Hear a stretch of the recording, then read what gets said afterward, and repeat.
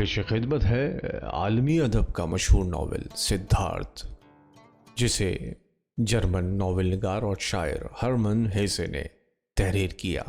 इसका उर्दू तर्जुमा किया है याकूब यावर साहब ने, और मैं हूं आपके साथ फैसल सईद जरगाम।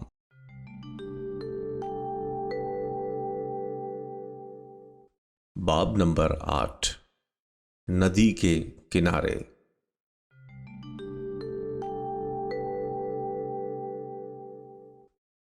सिद्धार्थ शहर से दूर जंगल में भटकता रहा। वो सोच रहा था कि वो अब वापस नहीं होगा।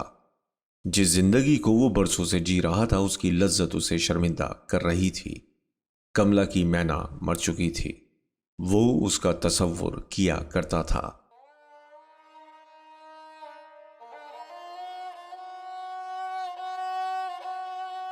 मगर अब उसे लगता था कि उसका ज़मीर मुर्दा हो चुका था। वो जिंदगी के भंवर में बुरी तरह फंस गया था। उसने चार तरफ से मौत और निदामत को दावत दी थी। एक स्पंज की तरह वो गंदगी को उस वक्त तक जज्ब करता गया जब तक वो पूरी तरह भीग ना गया। अब वो पूरी तरह मगमूम और मौत की आगोश में था। अब दुनिया की कोई चीज़ इसे अपनी तरफ मुतवज्जा नहीं कर सकती थी, इसे मसरत और तसल्ली नहीं दे सकती थी।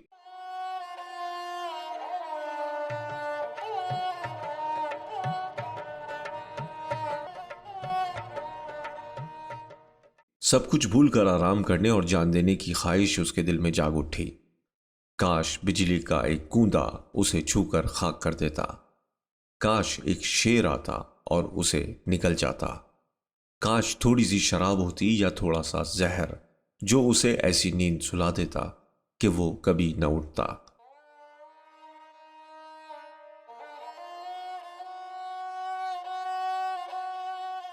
क्या अब भी कोई ऐसी गलाजत बची है जिसमें वो मुलव्विस ना हुआ हो? क्या अब भी कोई गुनाह और हिमाकत है जो इससे सरजद ना हुई हो? इसकी आत्मा पर क्या ऐसा भी कोई दाग है जिसके लिए वो खुद जिम्मेदार ना हो? क्या अब भी जीना मुमकिन है? क्या अब भी उसके लिए तनफ्फुस, भूख और ख्वाब, किसी औरत के साथ हम आगोशी मुमकिन है? क्या इसके लिए दायरे हयात तंग नहीं हो गया?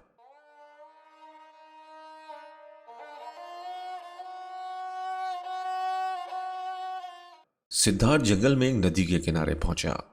ये वही नदी थी जिसे बहुत पहले एक मल्लाह की कश्ती में बैठकर उसने पार किया था, जब वो नौजवान था और गौतम के पास से लौट रहा था। नदी के किनारे पहुंचकर वो गैर यकीनी अंदाज में खड़ा रह गया।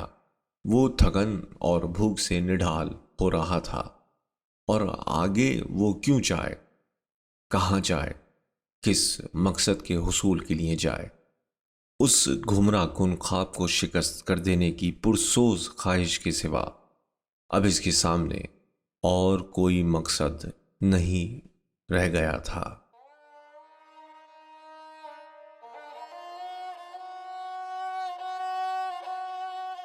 नदी के किनारे एक नारियल का पेड़ था। सिद्धार्थ उस पर झुक गया। उसने खुरदरे तने पर चारों तरफ हाथ फेरा और इसके नीचे बहते पानी की धार को देखता रहा। देखते देखते उसके जी में आया कि अपने को इसमें डुबो दे।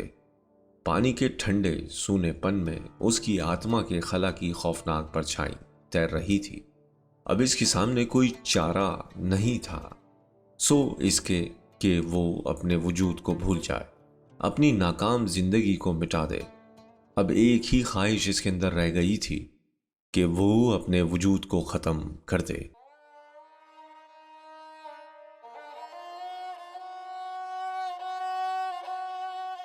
जिससे उसे नफरत हो गई थी। अच्छा हो कि उसे मछलियां खा ले। अच्छा हो अगर इस कमीने सिद्धार्थ को, इस दीवाने, गुमराह और जहन्नमी जिस्म को, बेनूर और गैर ज़रूरी वजूद को मगरमच्छ निगल लें। अच्छा हो अगर कोई राक्षस आकर इसके टुकड़े टुकड़े कर डाले।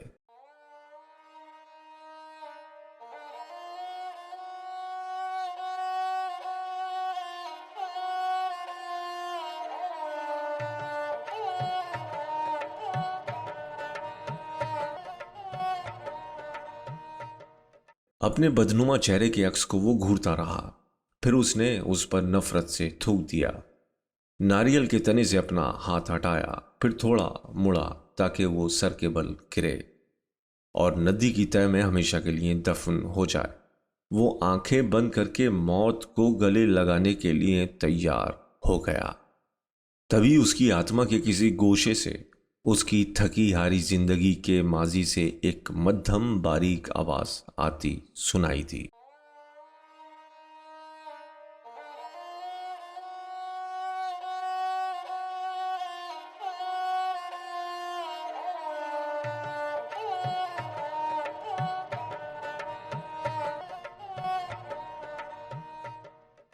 वो एक लफ्ज था, एक हर्फ, जिसको बगैर सोचे उसने दोहराया और बुदबुदाया, ब्राह्मणों की इबादत को मुकद्दस ओम, जिसके मायने तकमील हैं।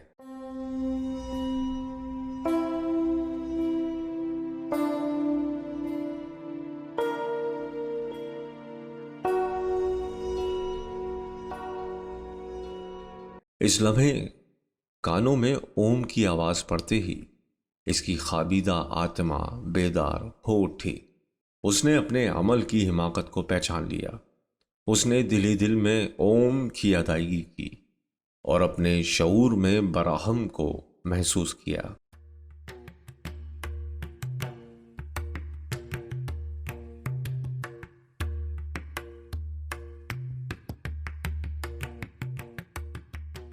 हयाते जावेद को पहचाना। उसे वो सब याद आया जिसे वो भूल चुका था, जो फितरी था। लेकिन ये लम्हाती था, सिर्फ एक झलक।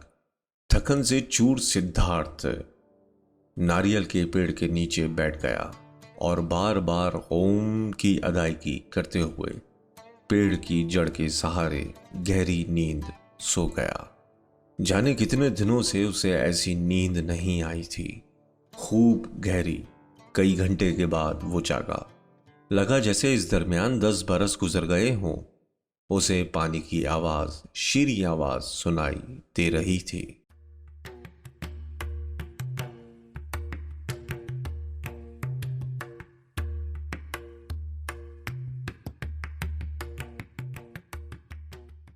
उसे ये भी पता न रहा कि वो कहाँ है और किस लिए यहां आया है। इसकी निगाह ऊपर गई तो पेड़ों के ऊपर नीले आसमान को देखकर मुताज्जिब हुआ। उसे अचानक याद आया कि वो कहां पर है और क्यों आया है। इसके जी में आया कि वो इसी तरह नीचे चुपचाप पड़ा रहे। उसे अपना माजी एक बारीक पर्दे में छुपा हुआ कहीं बहुत दूर, बहुत ही हकीर लगा।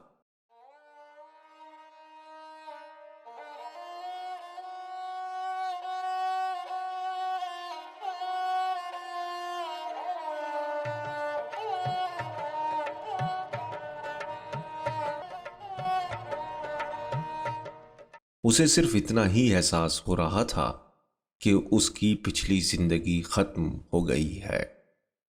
शऊर बेदार होने पर उसे लगा कि उसने दूसरा जन्म लिया है। उसने अपने आप को हल्का महसूस किया। इसकी पिछली जिंदगी मुज़महिल और बेकार थी। इसने उसे बर्बाद करना चाहा था, लेकिन एक नदी के जरिए उसे इरफान ज़ात हासिल हुआ था।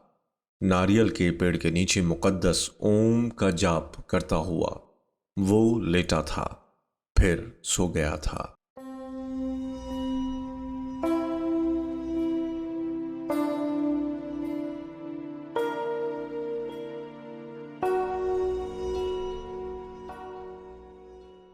और जागने पर उसने एक नए आदमी की तरह इस जहान को देखा है। उसे लगा कि वो नींद में भी ओम का जाप करता रहा, ओम का ख्याल करता रहा, ओम में ही डूबा रहा, इसी बेनाम आफाकी ओम में दाखिल हो गया था।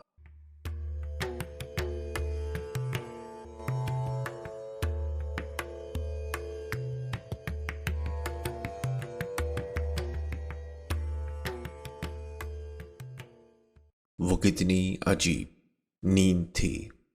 कभी नींद ने उसे ऐसी ताजगी नहीं बख्शी थी। इतना नयापन नहीं दिया था, इतना खूबसूरत एहसास नहीं दिया था।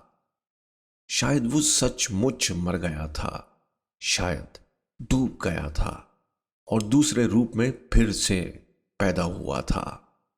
नहीं, उसने अपने को पहचाना था।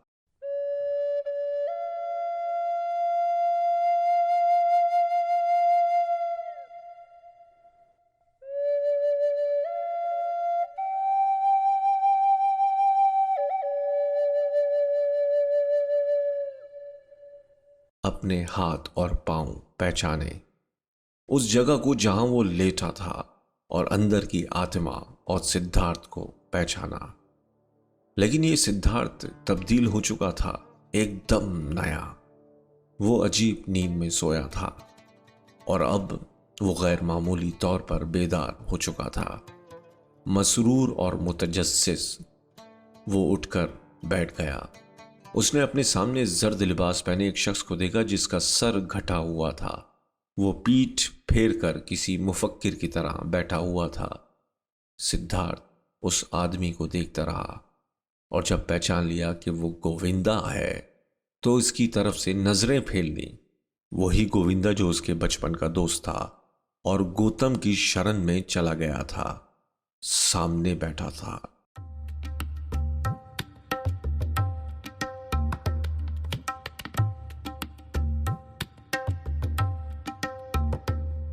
गोविंदा अधेड़ उम्र हो गया था, लेकिन इसके चेहरे पर वही पुराने तासुरात थे, तजस्सुस, यकीन और फिक्र। गोविंदा ने उसकी निगाह को महसूस करके उसकी तरफ नजर घुमाई तो सिद्धार्थ को लगा कि गोविंदा ने उसे पहचाना नहीं। फिर भी गोविंदा उसे बेदार देखकर खुश हुआ। वो उसके जागने के इंतजार में काफी देर से बैठा था, अगरचे उसने इसे पहचाना भी नहीं था। मैं सो गया था, सिद्धार्थ ने कहा। लेकिन आप यहां कैसे आए? हां, आप सो गए थे, गोविंदा ने जवाब दिया। और ऐसी जगह सोना मुनासिब नहीं जहां सांप और जानवर शिकार की तलाश में रहते हैं। मैं गौतम बुद्ध के अकीदतमंदों में से एक हूं और अपने साथियों के साथ सफर पर जा रहा था। मैंने आपको एक खतरनाक जगह पर सोए हुए देखकर आपको जगाने की कोशिश की। जब देखा कि आप गहरी नींद में हैं तो मैं अपने साथियों को छोड़कर रुक गया और आपके पास बैठा रहा। लेकिन लगता है कि मैं खुद भी सो गया। ज्यादा थकन की वजह से आपकी देखभाल ठीक से नहीं कर सका। लेकिन अब आप जाग चुके हैं, मुझे चल देना चाहिए ताकि आगे बढ़कर अपने साथियों को पकड़ सकूं। मैं आपका शुक्रगुजार हूं श्रवण। गौतम बुद्ध के अकीदतमंद वाकई रहमदिल हैं। अब आप अपना सफर जारी रख सकते हैं। मैं जा रहा हूं, तुम्हारा भला हो, गोविंदा ने झुककर कहा। अलविदा गोविंदा, सिद्धार्थ बोला।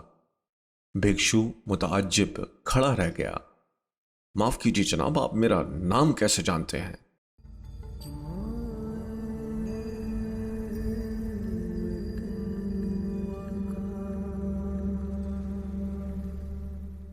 इस पर सिद्धार्थ हंस पड़ा। मैं तुम्हें जानता हूं गोविंदा, तुम्हारे घर से, तुम्हारे मदरसे से, जब तुम युगिया करते थे, जब हम शरवनों के साथ थे, और उस लम्हे से भी जब तुमने जेतवन में गौतम बुद्ध के शागिर्द बनने का फैसला किया था। तो तुम सिद्धार्थ हो, गोविंदा चिल्लाया। लेकिन मालूम नहीं क्यों तुम्हें फौरन नहीं पहचान सका सिद्धार्थ। मैं तुमसे मिलकर बेहद खुश हूं। मैं भी। तुमने सोते में मेरी देखभाल भी की थी। मैं तुम्हारा एहसानमंद हूं, अगरचे मेरी देखभाल की जरूरत नहीं थी। तुम कहां जा रहे थे दोस्त? मैं कहीं नहीं जा रहा हूं। बरसात के अलावा भिक्षु हमेशा सफर पर रहते हैं, एक जगह से दूसरी जगह जाते रहते हैं, उसूलों के मुताबिक जिंदगी बताते हैं, मजहब की तबलीग करते हैं, भीख मांगते हैं और फिर आगे बढ़ जाते हैं। ये सिलसिला हमेशा चलता रहता है। लेकिन तुम कहां जा रहे हो सिद्धार्थ? सिद्धार्थ ने कहा, मैं भी वही काम करता हूं जो तुम करते हो दोस्त। मैं भी कहीं नहीं जा रहा हूं। मैं भी मुसाफिर हूं, सफर पर निकला हूं।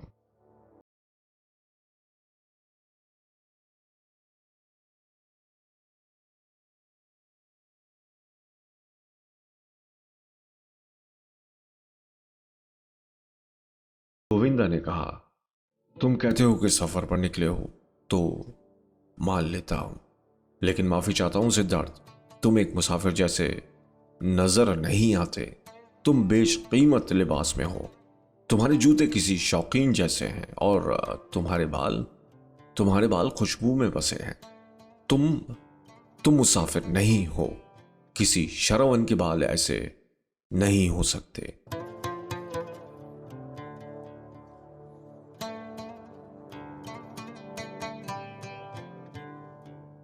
तुमने ठीक ही देखा दोस्त। तुम अपनी तेज नजर से सब कुछ देख लेते हो, लेकिन मैंने ये तो नहीं कहा कि मैं भी शरवन हूं। मैंने कहा था मैं सफर पर निकला हूं, और सच भी यही है। तुम सफर तो कर रहे हो, गोविंदा ने कहा, लेकिन इन कपड़ों में, इस तरह के जूतों और इस तरह के बालों में शायद ही कोई सफर करता हो। मैं बरसों से सफर पर हूं, लेकिन कभी ऐसा मुसाफिर नहीं देखा।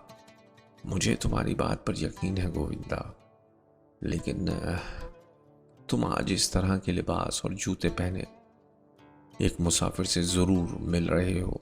याद रखो गोविंदा, दिखाई देने वाली दुनिया फानी है। हमारे कपड़े और बालों की तराश भी फानी है। हमारे जिस्म भी फानी है। मैं अमीरों की तरह कपड़े पहने हुए हूं, इसलिए कि मैं दौलतमंद रह चुका हूं, और मेरे बाल दुनियावी और शौकीन लोगों की तरह इसलिए हैं कि मैं भी इन्हीं जैसा रहा हूं। लेकिन लेकिन अब तुम क्या हो सिद्धार्थ? नहीं मालूम। इस बारे में मैं भी इतना ही कम जानता हूं जितना कि तुम। मैं तो सिर्फ एक मुसाफिर हूं। मैं एक दौलतमंद शख्स था, लेकिन अब नहीं हूं, और नहीं जानता कल मैं क्या हो जाऊंगा। क्या तुम अपनी दौलत गंवा चुके हो? ठीक ठीक नहीं कह सकता कि मैंने उसे गंवा दिया है या उसने मुझे। इस दुनिया का चक्कर बड़ी तेजी से घूमता है गोविंदा। आज वो सिद्धार्थ कहाँ है जो बरहमन था? वो सिद्धार्थ कहाँ है जो शरवन था? वो सिद्धार्थ कहाँ है जो दौलतमंद था? फानी चीजें तेजी से तब्दील होती रहती हैं गोविंदा, तुम जानते ही हो। कुछ देर तक गोविंदा अपनी नौजवानी के दोस्त को शक की नजर से देखता रहा। फिर उसने झुककर सलाम किया, जैसे एक शख्स अपने से बुलंद मर्तबा शख्स को करता है, और फिर खामोशी से चल पड़ा। सिद्धार्थ मुस्कुराता हुआ उसे जाता देखता रहा। वो अब भी उससे मोहब्बत करता है, अपने मोतबर और अजीज दोस्त गोविंदा से। और इस लम्हे अजीब नींद के बाद, इस अजीम लम्हे जब इसमें ओम मौजज़न हो चुका था, ये कैसे हो सकता था कि वो किसी शख्स और किसी चीज को प्यार ना करे? नींद में यही जादू तो हुआ था, और इसमें ओम इसीलिए मौजज़न हुआ था कि वो हर एक चीज से मोहब्बत करता है। वो हर उस चीज से मोहब्बत करता था जो उसकी आंखों के सामने थी। यही वो बात थी जिसके ना होने से पहले वो बीमार रहता था, क्योंकि वो किसी भी शख्स और चीज से मोहब्बत नहीं कर सकता था। मुस्कुराता हुआ सिद्धार्थ शरवन को जाते हुए देखता रहा। नींद ने जैसे उसमें एक कुव्वत भर दी थी, लेकिन 2 दिन से खाना न खाने की वजह से वो बहुत ज्यादा तेज भूख महसूस कर रहा था। वो दिन कब के बीत गए जब वो भूख को रोकता था। इसने उन दिनों को याद किया जब इसने कमला से 3 चीजों पर दस्तरस की शेखी बकारी थी।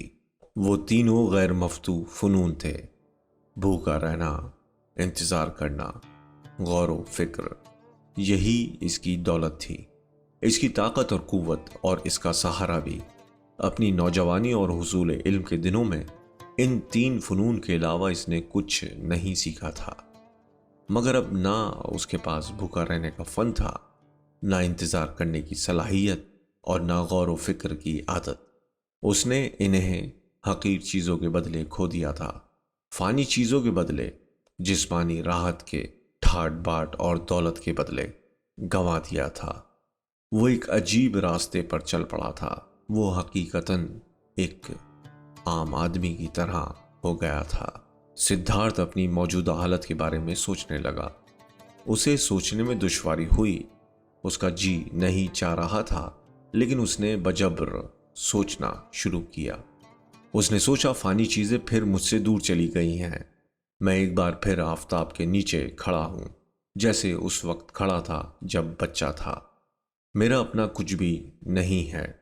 मैं कुछ भी नहीं जानता हूं। मैंने कुछ सीखा भी नहीं है।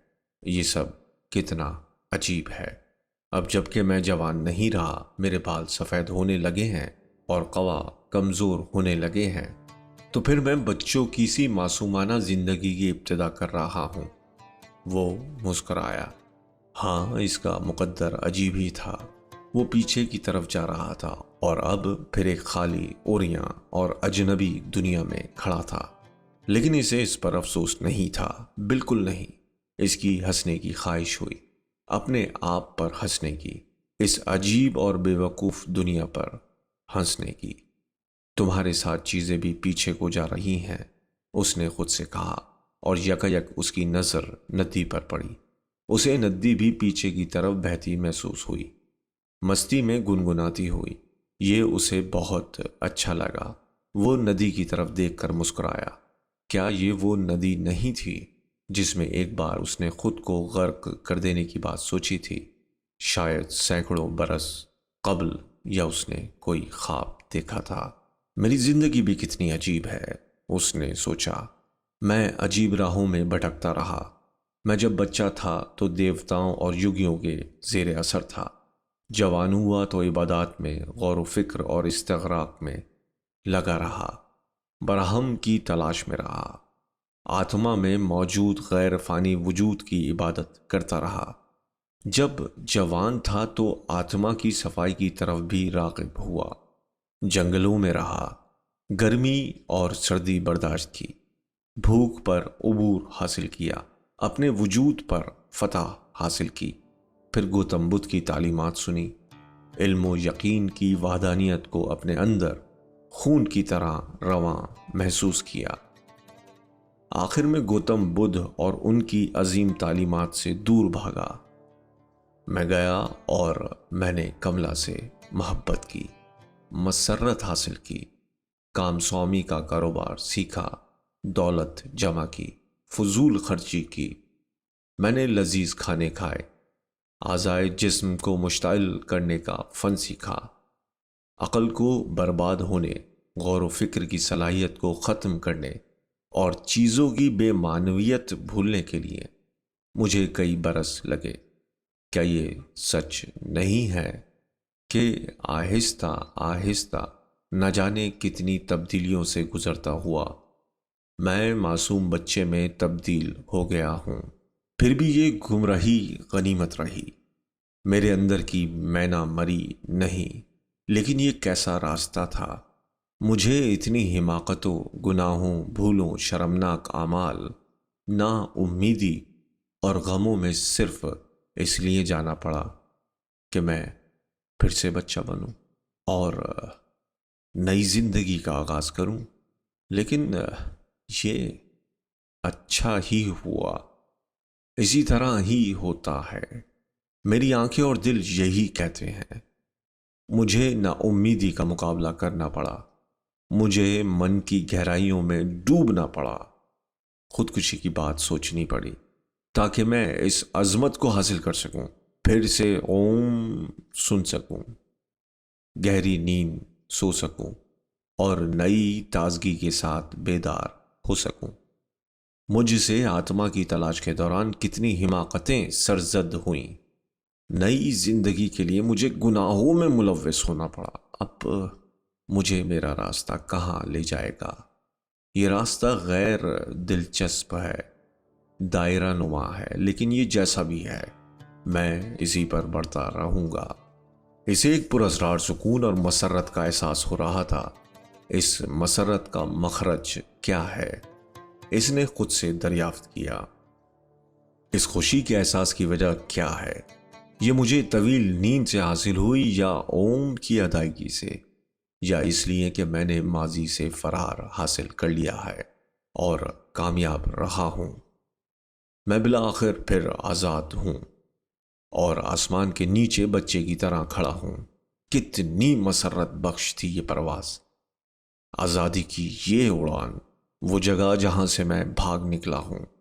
हुस्न, खुशबूदार लजीज पकवान और बेअमली से मुलव्विस जगह थी। मैं इस दौलत से, शराबियों के हल्के से, तायुश की इस दुनिया से कितनी नफरत करता था। इस बदशकल खौफनाक दुनिया में इतने तवील अरसे तक रहने से मुझे खुद से कितनी नफरत हो गई थी।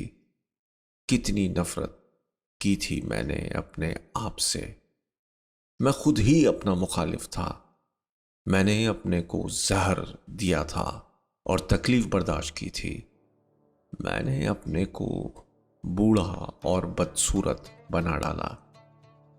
फिर ऐसा कभी नहीं सोचूंगा जैसा कि मैंने अपने भोलेपन में सोचा था कि सिद्धार्थ अक्लमंद है। लेकिन एक काम मैंने बहुत अच्छा किया है जिसकी मुझे खुशी है, जिसकी मुझे तारीफ करनी ही चाहिए, कि मैंने अपने आप से नफरत करने के एहसासात पर काबू हासिल कर लिया। अब मेरा वजूद काबिल नफरत नहीं। मैं तुम्हारी तारीफ करता हूं सिद्धार्थ के बरसों तक गलत रास्ते पर चलने के बावजूद तुमने अच्छे ख्यालात को अपना लिया है। तुमने कामयाबी हासिल की है कि तुमने अपनी अंदर की मैना का नगमा फिर सुन लिया है और इसके इशारे पर चल भी रहे हो। इस तरह उसने खुद अपनी तारीफ की, अपने आप पर मसरत का इजहार किया।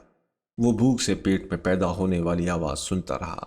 उसने महसूस किया कि माजी के दुखों, बदकिस्मती के एक हिस्से को उसने अच्छी तरह बरत कर उसे मुंतशिर कर दिया है, क्योंकि उसने उन्हें मायूसी और मौत की सरहद तक जिया है। लेकिन अब सब कुछ ठीक है। अगर ये नहीं होता, मुकम्मल बेमानवियत और मायूसी का ये लम्हा नहीं आता, और वो लम्हा भी जब वो खुदकुशी के इरादे से नदी के ऊपर झुक गया था, तो वो काम स्वामी के साथ अब भी तवील अरसे तक बना रह सकता था। खूब दौलत कमाता और फजूल खर्ची करता, पेट भरता रह सकता था और आत्मा को टालता रहता, और इस नर्म और खूबसूरत दोज़ख में और तवील अरसा गुजार सकता था। ये नाउम्मीदी और शर्मिंदगी जो वो झेलता रहा कभी उसे गिरफ्त में नहीं ले सकी।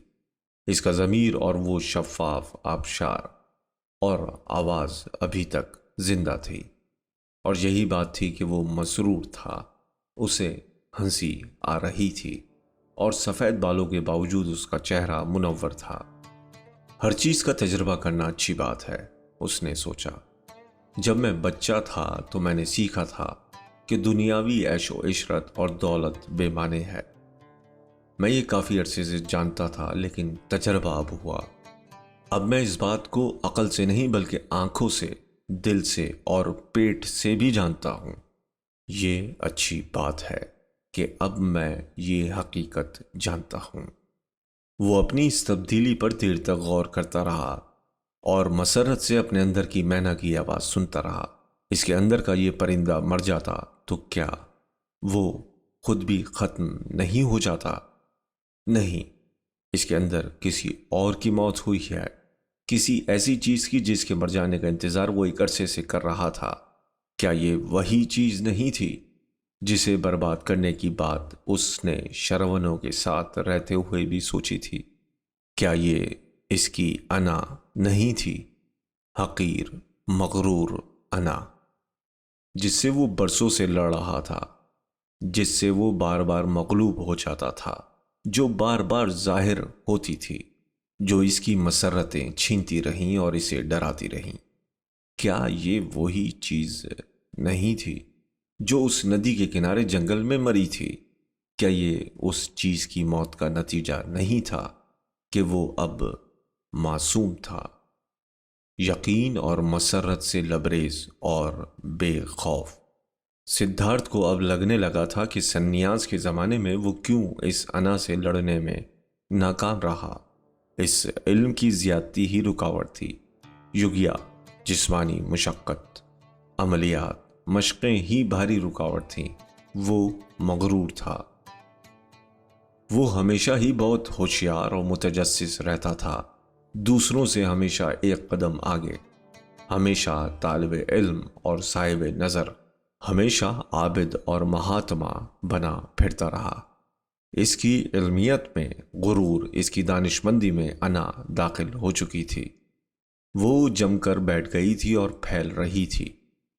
इस वक्त भी जब वो सोचता था कि वो भूखा रह के सब्र से उसे बर्बाद कर रहा है, अब वो इस हकीकत से वाकिफ हो गया था, महसूस कर रहा था कि उसकी ज़मीर की आवाज़ दुरुस्त है। कोई भी मौलिम उसे निजात नहीं दिला सकता। यही वजह है कि इसे संसार में दाखिल होना पड़ा। ताकत, औरत और दौलत में अपनी अना को गर्क कर देना पड़ा। उसे एक ताजिर बनना पड़ा, जुआरी, शातिर, शराबी और दौलतमंद आदमी बनना पड़ा, जब तक कि उसके अंदर बसे प्रोहित और शरवन नहीं मर गए। यही वजह थी कि उसे खौफनाक तकलीफों से गुजरना पड़ा, शर्मिंदगी उठानी पड़ी, दीवानगी का सबक पढ़ना पड़ा, खतरनाक नाउमीदी की हद तक बेमाने जिंदगी गुजारनी पड़ी, ताकि ऐश, मसरत और दौलत के ताक़ुब में जाने वाला सिद्धार्थ मर जाए। अब वो मर चुका था और एक नया सिद्धार्थ अपनी नींद से जाग गया था। सिद्धार्थ जो जिस्म है बूढ़ा होगा और मर जाएगा, मगर सिद्धार्थ जो आत्मा है, जो गैर फानी है, वो नहीं मर सकता। इसके दिमाग में ख्याल आ जा रहे थे। मुस्कुराते हुए उसने अपने पेट की आवाज़ सुनी। मसरूर निगाहों से नदी की तरफ देखा। उसे किसी नदी ने इतना मुतासिर नहीं किया था जितना आज इस नदी ने किया था। बहते पानी की आवाज़ और इसकी सूरत को इसने पहले कभी भी इतना हसीन नहीं पाया था। इसे महसूस हुआ जैसे नदी उसे कोई पैगाम दे रही हो, कोई ख़ास बात जिसे वो नहीं जानता था और जिसकी इसे ज़रूरत थी। सिद्धार्थ ने इसमें अपने आप को गर्क कर देना चाहा था। बूढ़ा, थका हुआ, नाउम्मीद सिद्धार्थ इसमें डूब गया था। नए सिद्धार्थ के मन में इस बहते पानी के लिए गहरा प्यार था और इसने तय किया कि वो अब वहां से जल्दी नहीं जाएगा।